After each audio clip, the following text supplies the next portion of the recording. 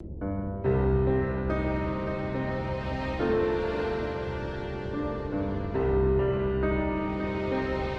so you return.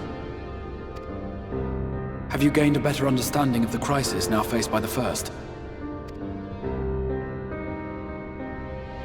Better is not the word I would use. Some lands may have been spared the flood, but the survivors live only to suffer. There seems no end to the horrors inflicted by the Sin Eaters. Indeed. Those abominations are a calamity in their own right. And I can well imagine how hopeless the task of eradicating them must seem to you. But after countless battles and untold sacrifice, we have identified a potential weakness. Sin Eaters are drawn to serve the strongest of their kind, a class of creature we call Light Wardens. And from what we have been able to ascertain, only a handful of these entities exist. Just as an ant colony will perish in the absence of its queen, we believe that the death of a Light Warden will cause the lesser creatures within its sphere of influence to disperse. I have a feeling Yulmul might have something to say about any concerted action we take against these monsters. Vorthra's command over the Sin Eaters is integral to Yulmoran society.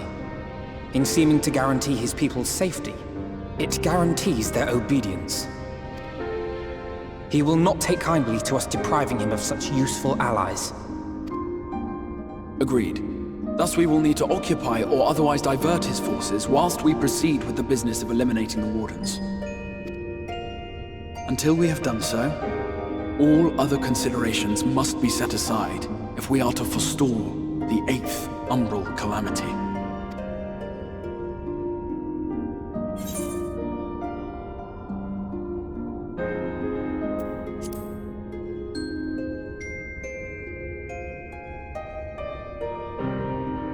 Your uncertainty is understandable, given the circumstances. Perhaps a more detailed explanation is in order. To begin at the beginning, then.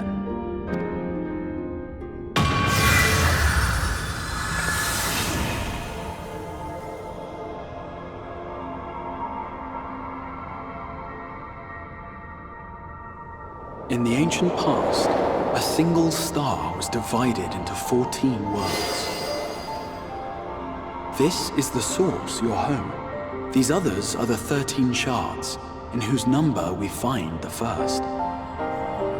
Though physically separate, they retain a connection to each other, and with the source especially. Now, let us assume that a given element in one of the shards attains abnormal ascendancy.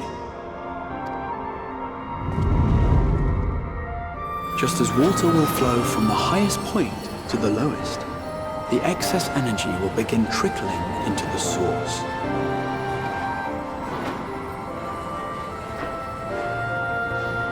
And such an influx of ether will of course exert a palpable influence. If the element in question were fire, then drought and wildfires might ensue. If it were ice, one might expect the weather to turn bitterly cold. As ether continues to pour in, such phenomena will become more and more extreme, until eventually, a single, untimely event triggers a disaster which cracks the barrier dividing the two worlds.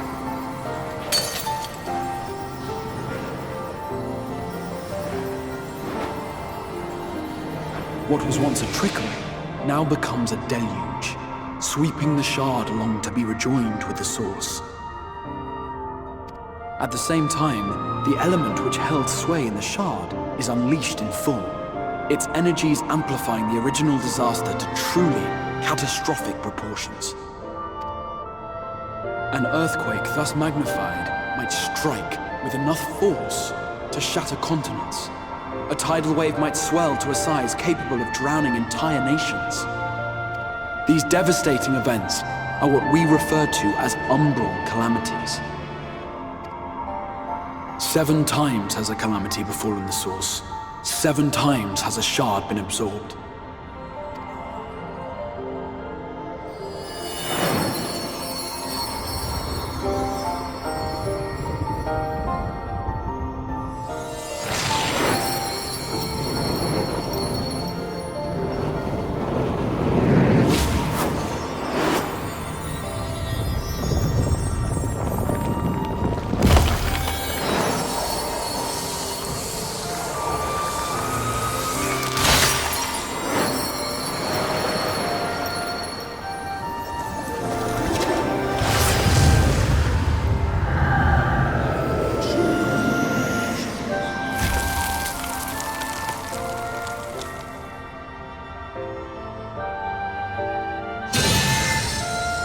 present, the light-drowned realm of the First stands perilously close to meeting the conditions for a rejoining.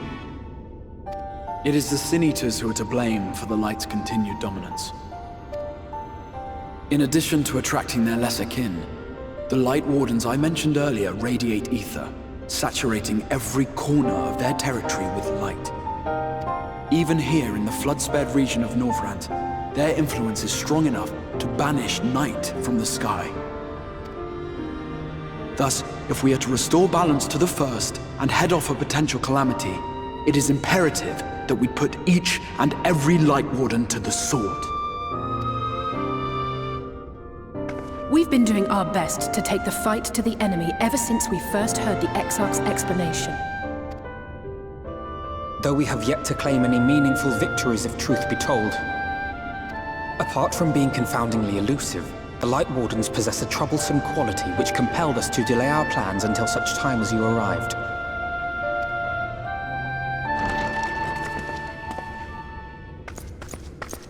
Forgive the interruption, my lord, but Hallminster Switch is requesting reinforcements. They say the Sin Eaters are attacking in force, and the village could soon be overrun.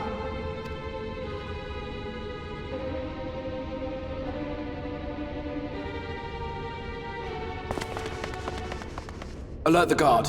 We should be prepared in case the fighting reaches the Crystarium. You have command of our forces in the field, Captain, but hold off on entering the town until I arrive. That goes for Alphino and Alize as well. My lord.